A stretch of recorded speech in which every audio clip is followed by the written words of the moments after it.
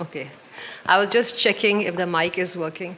We are starting a session with Sherry Rahman, and there are a lot of questions that I have in mind for her, and we'll try and make it a little bit of a different conversation than she has had previously.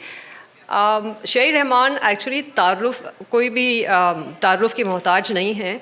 We all know about her and her accomplishments and what an extraordinary lady she is. But I'd like to just give a very brief bio about her.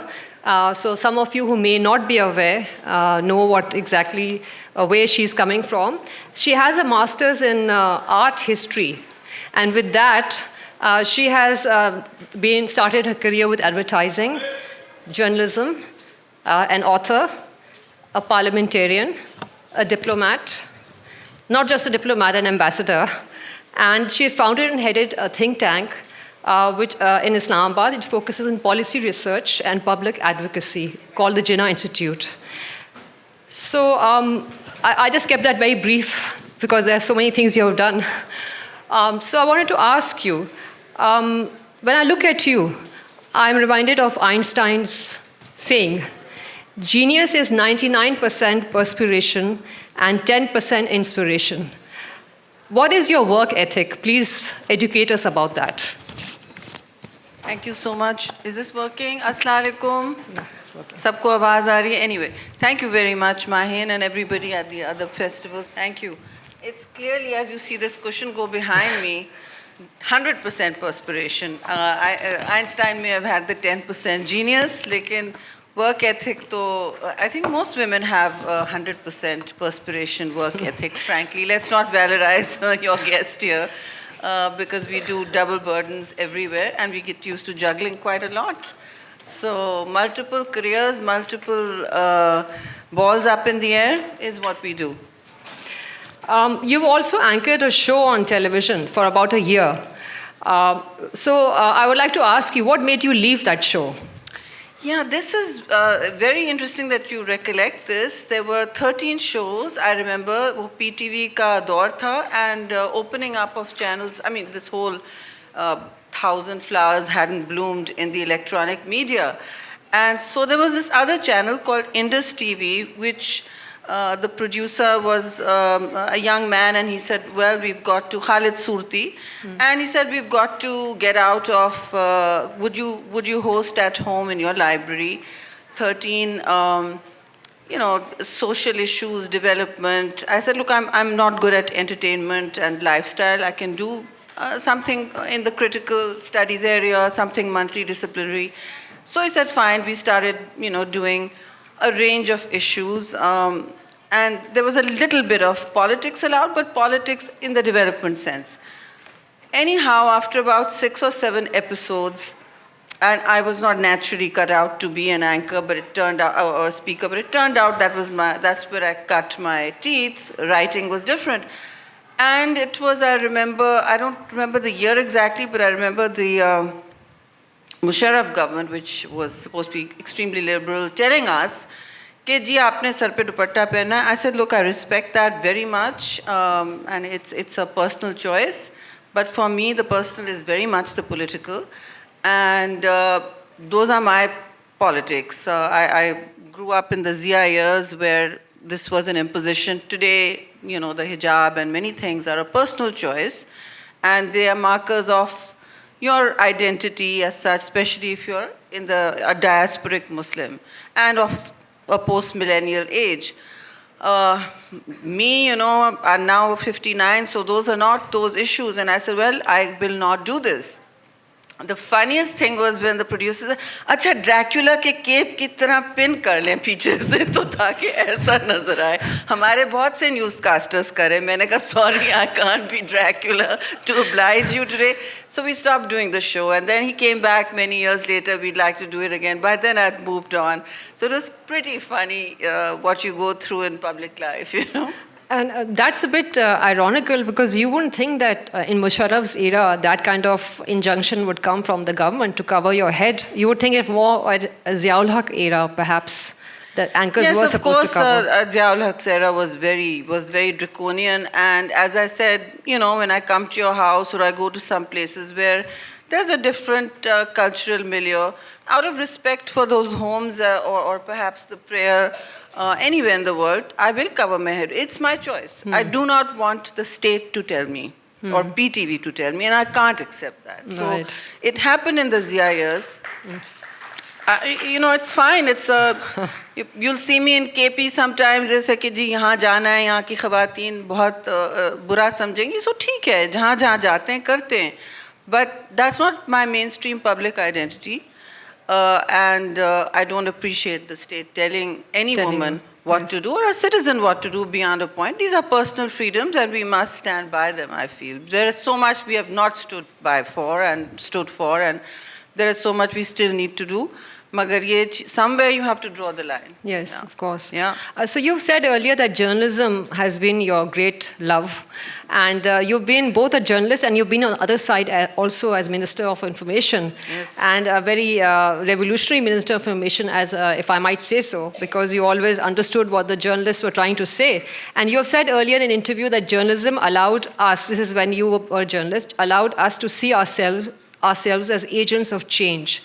Do you think that the same holds true today?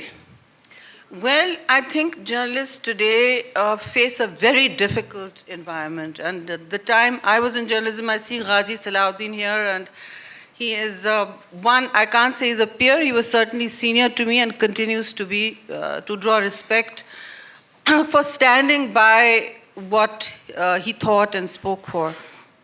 Today's journal, and those were the Zia years. I mean, censorship was led by the state. In the night, we were made to remove headlines from newspapers, send it to information department. It would come back with white, huge spaces. One fine day, the editor says, I'm going to let it go. I said, sir, Ghulam Nabi Mansoori, you're going to be arrested, as is the printer, publisher, and everybody else.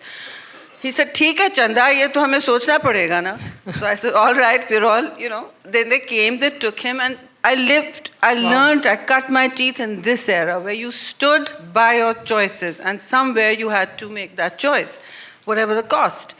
I'm not judging what happens today. There's a media explosion. A lot of people are not journalists, but they're in the media. Yet at the same time, they're facing a huge amount of pressure to not speak, to censor, to pre-censor, commercial audits, removal of advertisements. People are not getting paid salaries. And it's not, this kind of pressure is something we've never really seen before. So I would say today's journalist, the real professional journalist, is the most endangered species and is facing, in the trenches, a front line of criticism and pressure that none of us faced before. Really. I agree with you. So hats off to all of them who are still doing that. Now, very few media outlets are able to do that. Very few newspapers are able to sustain that. Editor pressure में आता है, publisher को तंग किया जाता है, हर किस्म के हरबे इस्तेमाल होते हैं. And an open society, a democracy, you're seeing terrible things happening in India too, has to respect the other's right to disagree. If you don't do that, I mean, freedom of expression is not Madar Pidar Azadi, but it has to respect another's right to disagree. Exactly. If you cannot do that and you try to stifle that voice, it will have a hydraulic power that you never expected. Number one, it'll come out one way or the other. And secondly, you will no longer earn the respect or credibility of a democratic and open society. And I think that's very important. So Correct. That's the fight the media is fighting today. A different layer of pressures, a different layer of, what shall I say, illiberal democratic freedoms. Right. Those are not really freedoms. They are constantly watching themselves as to what to say. Yes. People disappear. I mean, Pakistan is one of the most dangerous places in the world for journalists. And they have faced pressures that that rise from terrorism. I mean, ordinary cameramen, which you are not insured, your media house has not insured you, camera women, they're pushing, they're working 18 hours a day. I know, I see them even as a parliamentarian. They're everywhere. Court mein coverage kar rahe hain, shaam tak lage hue. We think our lives are tough, Yes, but they're they're with us everywhere. Yes. And so we have to understand that where the state picked you up, put you in a police van or stuck you in a jail, or I find that easier to work with somehow. And there was a black and a white. And I may be wrong, maine kode nahi khaye hain, so I can't say that should be undermined, because there was that. Let's not forget, we came from a society where to speak the truth could lead you to be flogged in a whole stadium full of people, and then your voice was carried on a mic to terrorize the rest of society. This is where we've come from, and it is the journalists who fought on the streets, and I'm honored to have been with them at a young age to gain these freedoms that are with us today. Nobody's given them. किसी ने ये आज़ादियाँ दी नहीं हैं silver तश्तरी पे, ये हमने खुद लड़ के जीती हैं. So they're very valuable and they must be cherished. They must be cherished. So moving on, you have said in an earlier interview that you don't suffer fools gladly. How then have you survived in the cesspool of politics? Oh, that's below the belt, honey. That's below the belt.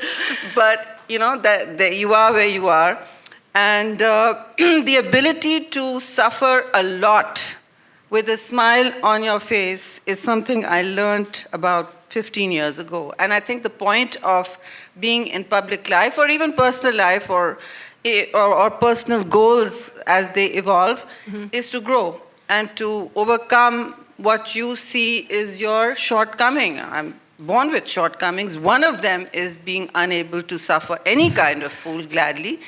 But even in diplomacy, when I was actually coerced to become the ambassador, I did not want to.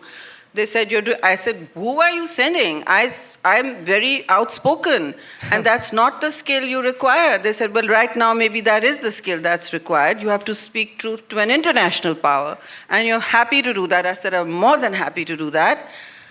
But I still learned, I schooled myself in those 2 very tough years to walk out of a meeting having taken what we felt we needed, and letting the other think that they have gained something too. I think that's a skill we all have to acquire as well.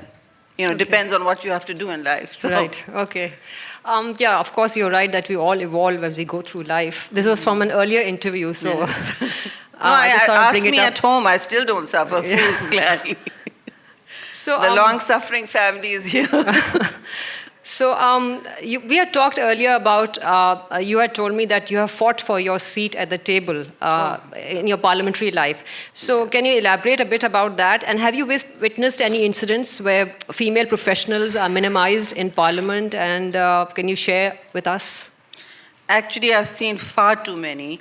And I never think that one day will go by where I won't have to, which is unfortunate. There's some months you think, oh, this has been a good month for collective self-respect here, and we're doing the right thing. And wham, suddenly from left field, from the most unimagined places, you get resistance, disrespect, or even people trying to yank you from places of power that you have worked very hard to get. It happens in all public life, all professional life, but not on the basis of your gender. I'm saying those daily diminutions happen fraction by fraction regularly, and they often meet with no resistance to women in politics. What you wear is more important than what you say, perhaps perfume you use is discussed more. I'm not even wearing a perfume right now, but more discussed, or the shoes you wear more discussed than the weight of public approval you have brought to an important issue. Yes. No, that's not discussed. Very often, ji unhone ye pehna tha, the media abstains from doing it with me. Perhaps my dragon lady demeanor takes care of that, and one shouldn't have to be dragon lady, but one just has to. the gravitas is earned daily.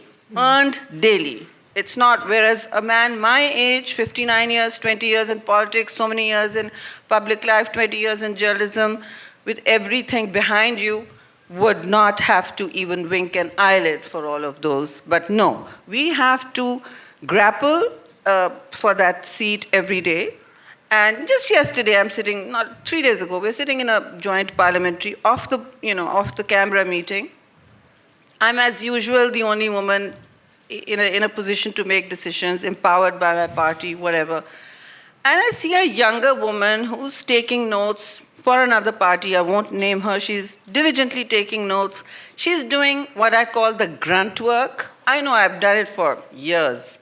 And so that was her entry. She was a legal mind. She was taking the notes, all these big people talking. She was going to make the notes. She was going to present us with a draft that was acceptable to negotiate on for a key piece of legislation in Parliament. I saw her and I said, wow, I did this 20 years ago, and good for her. This is her route, And then I heard an empowered minister constantly referring, बार-बार फला देखिए ना बच्ची नहीं है हमारी बच्ची ये करके दे देंगी 2 दफ़ा मैंने सुना मैंने कहा stop calling her बच्ची.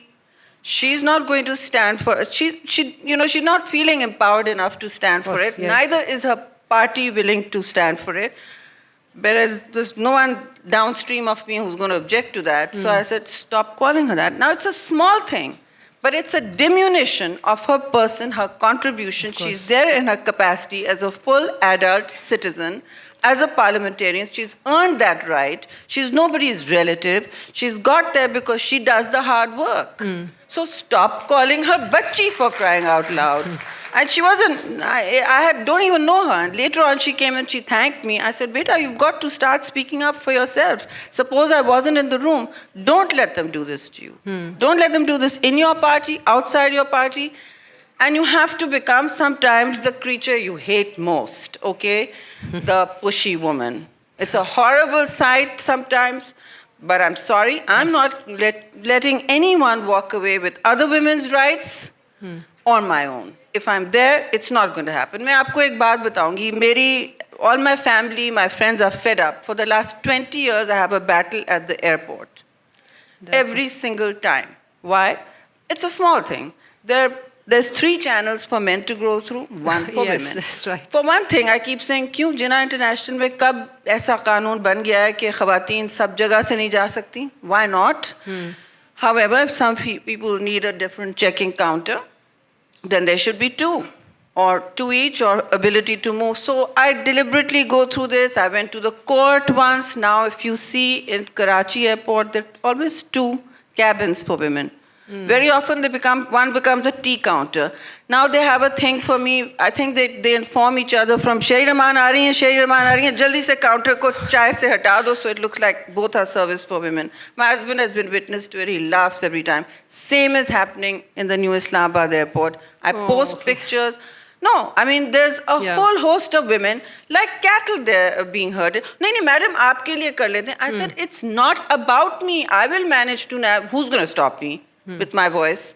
And so I'm speaking and waiting till those women clear. But, so all of you, everything is an opportunity. Everything is a daily increment to make change. Don't let that happen to you. Don't be herded into one counter where men have 3. You're holding up half the sky. And don't let that happen to you.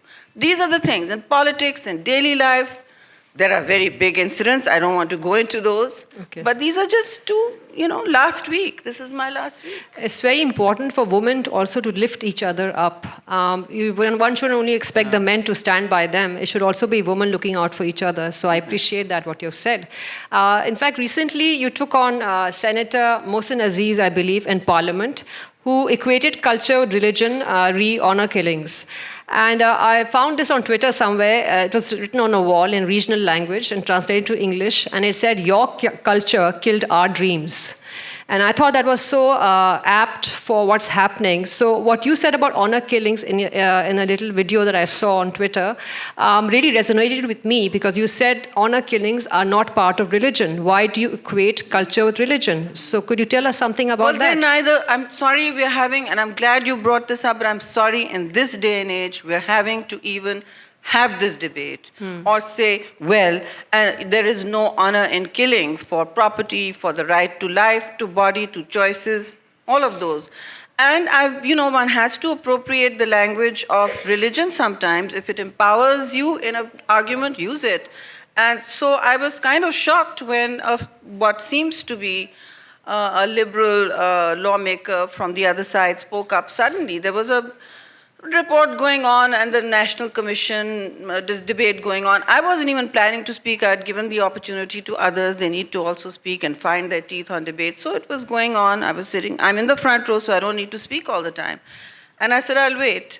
Suddenly, I hear this thing about honor, but we also have our honor and honor. I said, Senator, this means honor in a women's discussion only means one thing. And where you're valorizing our culture, our particularism as a right to take certain actions, and we are a country replete with the dishonor of many killings, and crimes against women and those that are vulnerable. So what exactly are you saying? He says, well, we have a right. And then somebody, actually a religious party guy, stood up and said, well, she's right, Islam empowers us, this. I said, look, hold on. Now, don't bring culture into this. There is no culture of, if you want to discuss culture or religion, both do not sanction the right to any crime against women on the ability to choose whom she marries, for instance. That was the discussion. And I said, well, look at the Nikah in Islam. It makes you, it asks for the woman, you have a witness, you're supposed to have a lawyer. There's a reason you're asked 3 times. Yes. Do you agree to marrying this man? Because obviously in many centuries, and those centuries still obviously collide into modernity in Pakistan today, because you want to make sure that her male witnesses are shielding her from a choice that perhaps she's being forced to make, or the wakil or the advocate. That's enshrined in Islam, so why don't you look at that? And they were like, no, but there's, no, I said, this is just patriarchy. It's plain and simple misogyny, and you are upholding a pillar of that, and we don't need to listen to this argument based on culture or religion, because they are neither. It is just plain and simple patriarchy. And here I want to take another opportunity. We were told, and I came into politics really through street activism and when women were in the Zia era. So the Women's Action Forum was where it was all happening, as you know. In this time, the women are still to this day routinely, and even in Parliament today, that you're privileged women. And what are you fighting for? So these privileged women went to jails, got their heads busted open. Sadika, you know, there are many of them here. For what? For not the right of me or you to be forced into a hudud lockup, or you don't even know what the hudud ordinance is today. The young people don't know, because we've actually taken the teeth out of it. But in those days, what were the processions about? It was an ordinance brought in by Zia in which rape was the same as adultery. So if I reported a rape, I would be in prison for adultery unless I had 4 male witnesses. Now, that's not going to happen. If there are 4 male witnesses watching, what does that even mean? So it was ridiculous, the whole zina thing. And we moved on from that to combating honor killings, etc. To this day, even in that speech 2 weeks ago, they were saying, no, these are elite issues. I said, I'll tell you what. They are not elite issues. I will find people will have trouble honor killing me off. There may be other reasons to kill me, or methods, or you, because we have access to lawyers. We will find a lawyer. I'll reach Hina Jilani or somebody else, or another good lawyer. I used to reach Iqbal Haider, God bless him, the late Iqbal Haider. So there are human rights lawyers, or we'll get other fancy lawyers. Yeah. So, the brunt of all these laws falls on the underprivileged, those who have no access to rights, property, even the freedom to exercise those options, or to even know what their rights are. So that's something I wanted to especially address. And those of you who will go for lunch to Sindh Club need to know that that's a club, that's an elite privilege. Down the hall is a club that sits there boldly saying that women are not first-class citizens because they are not able to vote in the general body meeting. So as a general concession, they have allowed women now to be made members because I was making too much noise. My husband... Excellent. Yeah, I mean, no, you need to understand these issues. This is not okay. And for us to be part of that culture, you are condoning it. And from a comfort zone of elite privilege, everybody here is from that comfort zone because otherwise you wouldn't even have gotten here. So I just want to say this. Okay, thank you for that. And that illustrates that one can bring about change. It just takes one person to bring about change, and one should not lose hope. So at this point, I want to ask you something about politics. Barack Obama based his revolutionary election campaign on change. Yes, we can was the refrain that everyone took up, and he won election twice. And his book also called The Audacity of Hope. In one of your interviews, you had said that politics is about hope and transmitting hope. Do you still believe in that? Actually, I don't know where Barack Obama came to this. He was a great politician and orator. As a campaigner, fantastic. But everybody, lots of people here in this room know, I still have a mug that says, yes, we can, yes, you can. And it used to be Benazir Bhutto's very famous, the late Benazir Bhutto Shahid's very famous motto that just don't hold back. You take 2 steps backwards, maybe today, but tomorrow you've got to wake up in the thought, holding the thought that you can change. Without that hope in your heart and head, the head is very important too, you're not going to be able to face the daily increments of indignity and violence and abuse that we in public and private life face. All vulnerable communities face that. I may not look like a vulnerable person to you, but I was certainly born one. You know? Benazir Bhutto Sahiba brought you into politics, and you were with her on her last day when she was assassinated. In fact, it was in your car that she was taken to the hospital. Can you share some memories of that day with us? Okay, this is very tough for me because I became personally close to her after we worked because she looked after me in ways that no great leader does in a day-to-day mentoring role. And yes, that day was, it felt like darkness at noon, really. We were in Liaquat Bagh 1 minute, finishing up her last jalsa, and we get into our cars. I remember I was in one of her vehicles right behind her. There was we would have a 4 vehicle cordon around her. That was a security thing we had come up with ourselves. There was one police van. I remember they took a separate route. And I said, aren't we supposed to be going the other way? As soon as we left the gate, and the people at my window, because we were not in a bulletproof or anything, I looked and I saw my colleagues said, these are not People's Party people. We recognize them. It was Pindi. We recognize our activists and workers. I said, ye to nahi hai hamari party. It was like a movie playing out, and I said, there's something very strange going on. We're saying this to each other, and then there's a huge blast. The car jumps up, shatters in pieces, and it's a big SUV. And in front is Mohtarma Shahid's vehicle. That was armor-plated, but it also jumped up. We heard firing, and I remember everybody said, put our heads down, because we'd already been through October 18 and 2 huge blasts, and again I was with her, of course. My back was all burnt. It was horrible. In this one, there were limbs flying around. I just remember people dragging us out of the car. Again, our activists, Baji, nikle, kuch phir bhi ho sakta hai, to secure ourselves. Anyway, we landed on our feet and knees. Our shoes were blasted off. Nothing in hand. Anyway. And so we were picking up the really injured and dead and trying to get them in the one ambulance that showed up. And I saw Bibi's car drive away, and I could see that the tires were, although they were the big armor-plated Kevlar ones, they were not doing well. Everything was kind of broken.